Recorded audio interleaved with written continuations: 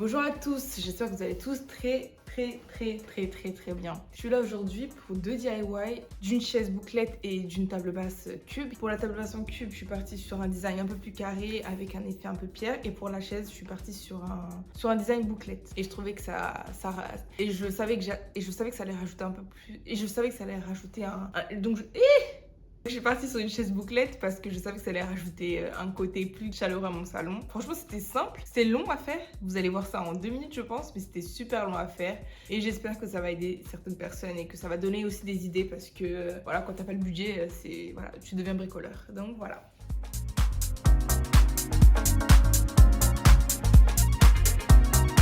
Donc pour la première étape, vous allez prendre votre canapé sur le bon coin. Voilà, j'insiste, sur le bon coin, vous allez en trouver à 10 € ou 5 €. La deuxième étape, c'est de prendre les mesures du canapé. Et avec ces mensurations-là, tu pourras prendre la quantité de tissu qu'il te faut. J'ai pas choisi le meilleur tissu bouclette parce que finalement, quand j'ai reçu, ça faisait un peu un effet serviette, salle de bain. Mais le tissu, il était déjà là. Je me suis dit, bon, c'est pas grave, on va faire avec.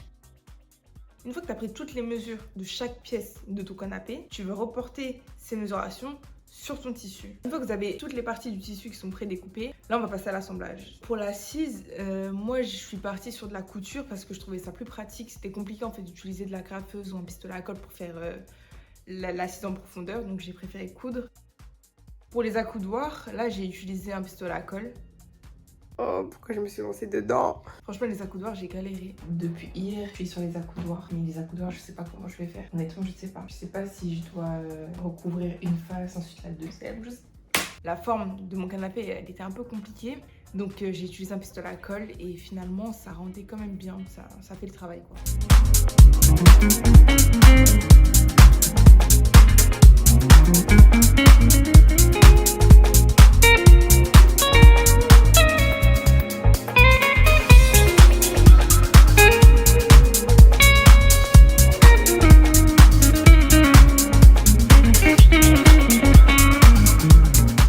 Qu'il n'y ait pas de démarcation entre chaque bout de tissu, j'ai dû coudre les parties entre elles.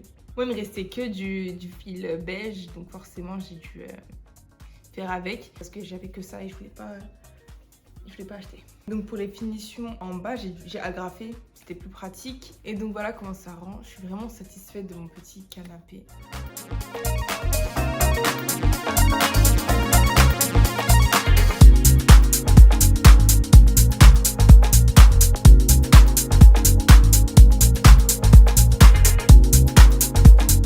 La première étape, c'est de monter sa table lac ou bien un autre type de table, hein. Vraiment, vous prenez ce que vous voulez, mais la table lac Ikea, elle était pas mal pour ce que je voulais faire, donc j'ai choisi de prendre ces tables-là.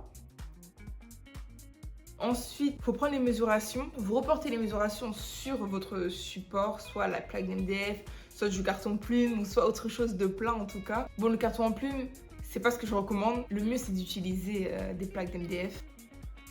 Ensuite, vous collez les plaques sur la table en utilisant un pistolet à colle. Je pense que c'est le plus facile. Une fois que c'est collé, on va passer à la partie la plus intéressante qui est de faire la texture de la pierre. Donc pour ça, on va utiliser de l'enduit à lissage et faire des sortes de croix en fait. Une fois c'est sec, là il faut poncer pour que ce soit un peu plus lisse et moins agressif. Vous enlevez bien toutes les particules. Une fois que tout est retiré, et ben là, il faut vernir pour donner le côté brillant.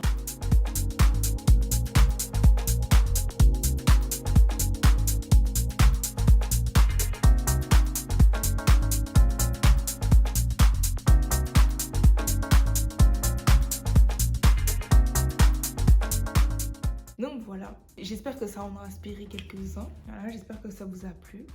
J'espère que ça vous a aidé. Et puis on se dit à la prochaine.